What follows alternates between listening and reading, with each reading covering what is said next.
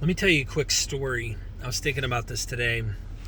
Back in 2015, my wife kicked me out of the house because we got a call that the Department of Social Services, which is North Carolina State Services on helping with children and family situations, they were called. Someone had told them that I was doing heroin, and I was doing heroin. I was shooting up heroin at this time. I wasn't just snorting it.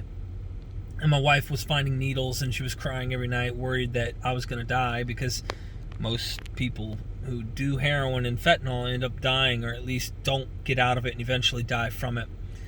So my wife kicks me out. I'm living on couch to couch. And I'm really avoiding reality. I didn't want to get completely sober. I didn't really want to face, getting clean and all that entailed. And my wife kicks me out. I'm living on couch to couch. I'm doing things that are just horrible. You can only imagine, stealing. And let me tell you something. I've been in some real situations in my life. I've had guns pulled on me. I've had guns fired at me. I've jumped off high air. I have somewhat of fear of heights, I've jumped off extremely high things. Like back in Puerto Rico when I was 14, they had cliffs that would, you could jump off giant cliffs down in the water, 200-foot cliffs, waterfalls, all sorts of stuff, man. So fear of heights. I've had fear of these things. I have a fear of claustrophobia, and I've gone through really, really tight tunnels, and I've done some pretty freaky, scary things, and I've been through some tough stuff. I've faced some tough enemies, fought in my life, things like that. But when it came to facing withdrawal off of heroin, fentanyl, Opanas, oxymorphone, oxycodone, hydrocodone, doesn't matter. The opiates that I've dealt with, I've never been more afraid in my life. And I mean, I've got a Green Beret Special Forces, badass for a father, and he's scary when he gets angry, especially my whole life growing up. But I've never been more afraid in my life than trying to get off drugs. I've done uppers and all that kind of stuff. Most often it was chemical imbalance, so you're irritable and you're just crazy in your head, but you're really tired from the uppers. With the opiates, the pain of the withdrawal, just like I've heard from benzodiazepines and like Xanaxes and Klonopins and stuff like that, or alcohol, the withdrawals are horrific. They're a nightmare. Nobody wants to go through, which is why I totally recommend going and seeing a rehab, a doctor, trying to medically assist you to getting off. But anyway, I was on this path of destruction, lying and stealing everything I could in my path. I even created a story that the dope dealer had my ID. He was going to do a drive-by and shoot my family up if I didn't pay him back the $140, which really I was lying to my mom to try and get $140 so I could get straight and get a lot of dope to keep my drug habit going. And I remember everyone was against me. I didn't want to face it, but I knew the end was near. Like, I needed to do something about it, but I was afraid. I didn't want to face it. And the day came, my whole family was against me. Well, my wife wasn't going to let me live with her because the kids would be taken. I had probation, right? I had to take a urinalysis soon. And these are the type of people who say, drop your britches, let me see your ding-dong, and take a piss in front of me. And if I did try to pass the drug test, they'd have probably noticed the water was diluted, the pee was diluted, and it was too much water, and it wouldn't have passed. So I'd have probably been locked up, and I was avoiding that. All these things are happening. My truck was about to be repossessed. I didn't have a vehicle. I had no job. I was just depressed in this slump, and everyone was against me. And I was living what fear, the acronym, false evidence appears real. In this world, like, I'm screwed. I might as well just keep using. No. I was even using drugs on my way, heroin, on my way to the actual place to get help, to get recovery. And I remember the first 72 hours without it, a lot of crazy stuff in my head was going on how I could get it and what I should do to use.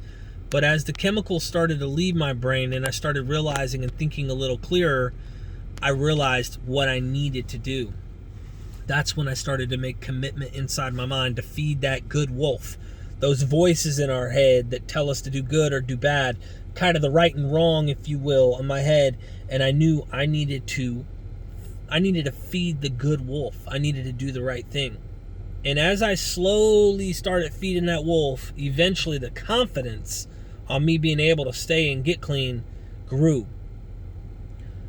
I recommend anyone and everyone who's struggling with drug addiction to reach out for help. You do not have to withdraw on your own. The statistics are not very good to do this on your own. You don't have to go through the pain that I went through. You can get to treatment. You can go to a rehab. You can have someone who actually can help you that knows what they're doing so you don't have to suffer. So that fear of the pain and the withdrawal won't be as intense. I had to face that thing straight up. I cold turkeyed it, and I did withdrawal on my own. I didn't have any insurance, and I didn't go to a detox center because I had a bad experience with previous ones.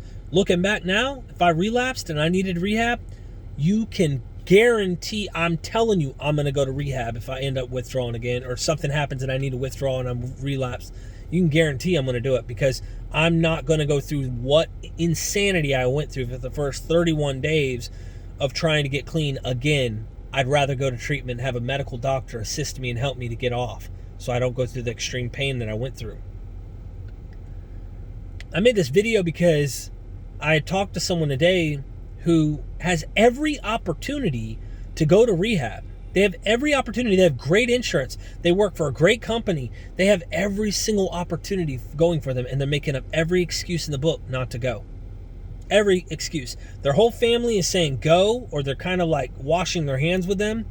Their loved one left them. They have all these reasons to say, let me try and get on top of the world. Instead, they're making all these excuses up on not to go. And I know why. Because they're afraid. They're afraid not only of the physical pain of withdrawal, but also of facing reality and having to face their own self in the mirror. You don't have to do that alone. That's the biggest enemy. That's the hardest enemy to defeat. It's the scariest thing you can ever do, is face yourself in the mirror. But once you face your own demon, you, with the help of others, don't do it alone. It's not easy. Most cannot do it alone. Face it with other people. Others that you can open up to and tell about your past, talk about the truth, go to a recovery group, meeting, rehab, something, and open up. You can face your own demons yourself and go through it, and then learn to love that imperfect person you see in the reflection, and then learn to love yourself. And you don't have to live trapped in the chemical to try and escape that person that you see in the mirror every day.